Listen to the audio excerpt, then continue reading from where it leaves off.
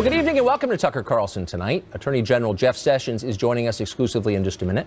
A short time ago, he announced he will recuse himself from any investigation into Russian meddling in the 2016 election.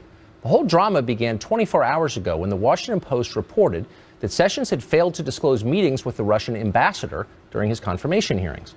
Since then, Democrats on the Hill have been going all out, with many demanding that he resign immediately. The president, meanwhile, issued a statement tonight describing the attacks on the attorney general as, quote, a witch hunt. Attorney General Sessions joins us now. Mr. Attorney General, thanks for coming on. Hey, thank you. So here's the timeline as I understand it. On January 10th, you were asked during your confirmation hearings by Senator Franken if you'd had any contact with the Russians, and you took that to mean in your capacity as a surrogate for the Trump campaign. And then a little over 2 weeks later, Mike Flynn was forced to resign because of conversations he had with that very same Russian ambassador. And so my question is, from that point, February 13th until now, why did no one on your staff come to you and say, hey, we had conversations with the Russian ambassador, perhaps we should amend our statement to the Senate in order to avoid the problems that Mike Flynn had? Well, Tucker, the question that came to me was from Senator Franken, and he went into a great length saying that that day some new story had come out and said that various Trump surrogates were meeting continually with Russian officials as part of the campaign. And he raised that question with me, and my answer went straight to that. It's the first time I had heard that, so I focused on that I had not had any such meetings, was not meeting with Russian officials on a continuing basis to advance any campaign agenda. Sometime before that, I had met in my office in an official way with the Russian ambassador, and so that was the answer I gave, and I think it was an honest answer, Tucker. I thought I was responding exactly to that question, and it really became a big brouhaha, and I was glad to have the chance to kind of respond today and explain it. I guess my question, I understand all that, and I take you at your word that you meant that you had not contacted or had any contact with the Russian government or its representatives in your capacity as an advisor to the Trump campaign. My point, though, again, is that a little over 2 weeks later, the National Security Advisor has to resign because of conversations that he had, also in his capacity as a non-surrogate for the campaign, with the very same ambassador. So did anyone on your staff say to you, holy smokes, perhaps we should clarify this, because you could see how it could be a problem? No, I never gave that a thought, never considered it. I don't believe anyone ever mentioned that to me in quite different circumstances to me, Tucker, unrelated. Okay. Just had, go ahead. I had a meeting in my office with two senior staffers, both retired military people, non-political, and we had a meeting with some 25 ambassadors in recent months while I was senator, and the Russian ambassador was just one of them. Right, but he was also at the very center of countless news stories and of accusations by Democrats that the campaign was influenced, pardon me, by the Russian government. So it just seems like a red flag might have arisen. What was the nature of your conversations? You had said, I think earlier, that they did not pertain to the campaign. And yet there was an indication today from an administration official that there was conversation about the campaign. If you could clarify. I don't know what that would be referring to, but I would just say that we had a conversation that he came in and we talked about a number of issues. One of them was the Ukraine, and we had a disagreement over that. The Ukrainian ambassador had been into my office for a meeting the day before, and so we had a little disagreement over the Ukrainian issue, so we had a number of discussions like that, Tucker, but I don't recall any discussion of the campaign in any significant way.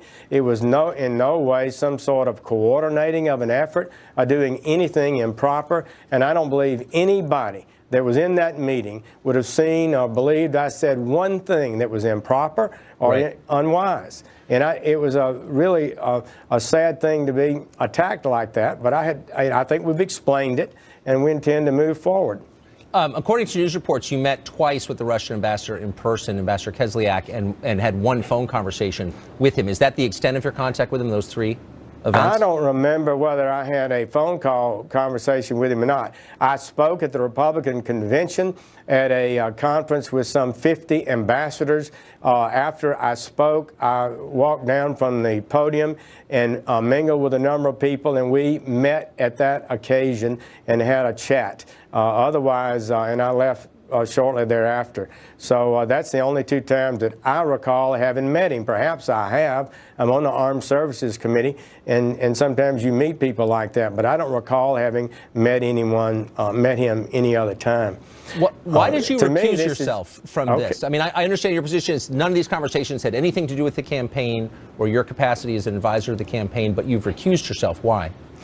Tucker, we had started when I got confirmed. I told the Senate during that process that I would review issues before me to determine whether or not I should recuse myself. Recusal is not an admission of any wrongdoing.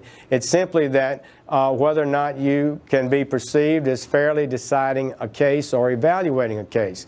And so I committed to do that. After I became Attorney General, and I've only been there 3 weeks, we met with professional staff, ethics people to discuss this issue, and we had a full meeting a week or so ago and planned to have a meeting today. It was on our schedule to make a final decision about whether or not I should recuse myself. And the reason I believed I should recuse myself is because I was involved in the campaign. To a degree, I think it would have been perceived is that I wouldn't be objective in participating in an investigation that might involve the campaign. I do not confirm or deny any investigation. I just felt like I should clear the air, and we were moving toward that end even before this latest flap. So does your recusal extend to, say, an investigation into the leaks that led to the departure of General Flynn? These things have to be decided on a case-by-case basis. Anytime anything comes up connected to the campaign, I would be recused because I've made that clear. If something else comes up that's not related to the campaign, we would go through the same process as I committed to the Senate, and that I have done, and that is to see if there's a reason I should not be involved in the case. So I think I've performed exactly correctly for an Attorney General of the United States. Now, you're a foreign policy advisor. In fact, you're the chairman, I think, of the foreign policy advisors to now President Trump.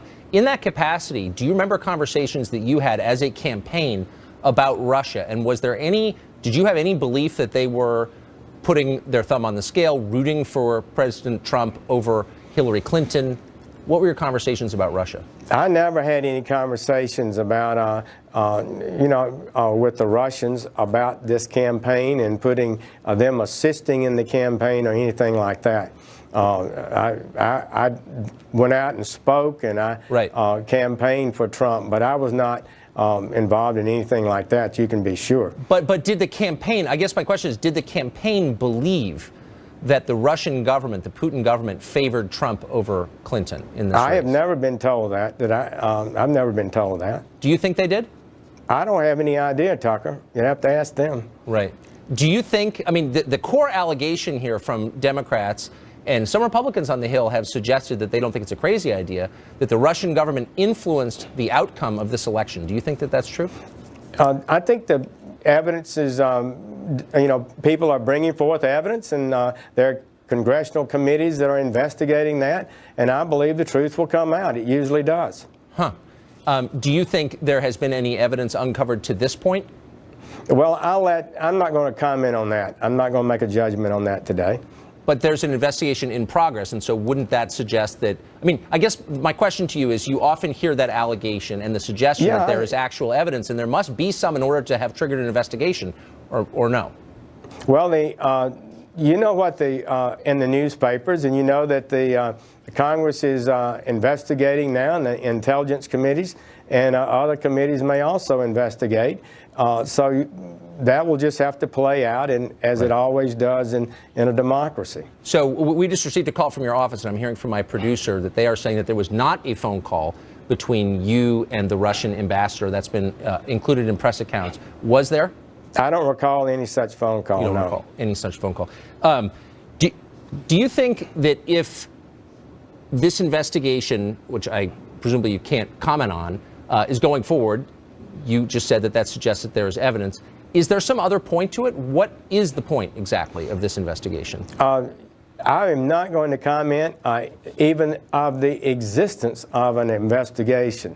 That's improper for the Attorney General to do so, and I will not comment on that. That's part of the standards of the Department of Justice. Right. So your position is you're just recusing yourself from any investigation into anything relating to the Trump campaign. I've made that statement clearly in writing as to what I've recused myself on. Okay. Yes. And will you be amending the congressional record or the official record as to your testimony on January 10th about your meetings with Russia? I'm going to submit, yes, a supplement to the record. My response went to the question, as I indicated, about the continuing surrogate relationship that I firmly denied and correctly denied, and I did not mention in that time that I had met with the ambassador, and so I will definitely make that a part of the record as I think is appropriate. So my final question is, why do you think the Russian ambassador wanted to meet with you a couple of times? What was their objective? I didn't have a meet with him a couple of times, Tucker. I met with him after I spoke, and we chatted on the floor of this meeting, and then he called to meet with me. I literally met with 25 ambassadors during this period of time, and many of them were attempting to sell their country, assert the issues that they thought were important to their public safety and their issues that they felt were necessary for them. And I just listened, frankly. Very little occurred in those meetings, but I kind of enjoyed them. It was a good experience. Well, I don't think it implicates you to describe what their agenda is, but it is of interest to everybody else. I mean, they clearly went out of their way to talk not just to you, but to other members of the Senate and to General Flynn, et cetera. I mean, but they were clearly trying to sell their position on something. And what was your impression about what their objective was? Like, what was the issue that mattered most to them? You know, I'm not sure. The thing that really caused him to push back was a discussion of the Ukraine, as I recall. And as I described it, everything everybody else said about the Ukraine and what Russia did was wrong, and everything Russia did was right. He was sort of the old-style ambassador, in my opinion, and that was perhaps the thing that he wanted to share. But I'm not sure what was primarily on his mind. Huh. Have you asked the people who are in the meeting, the one sit-down meeting with the two military aides, their recollections of this? A little bit, yes. We've discussed it. Huh. And their memory is the same as yours? They don't recall exactly, but Ukraine was at the center of it. Right. So the question here is, I don't believe there's anything wrong with a United States senator meeting with an ambassador from Russia. Right. You know, I see you ask a lot of questions about it, and that's fine. But I think it was a perfectly reasonable meeting. I had professional, non-political staffers with me, and we discussed some important international issues. I learned something perhaps in that meeting. I usually did. And so that's what happened. People were ambassadors were coming by to see me pretty often. So the president, whom you serve, has described these questions as a witch hunt and has said that we need to investigate the leaks that have led to this and to a bunch of these different stories. Do you agree with that? Well, we are having a lot of leaks today in Washington that I do believe are troubling. A lot of it would appear to be in violation of the law, and it's an unhealthy trend, and we've got to do better about it. I do believe every department needs to take a greater interest in maintaining proper security. Do you see this as a witch hunt?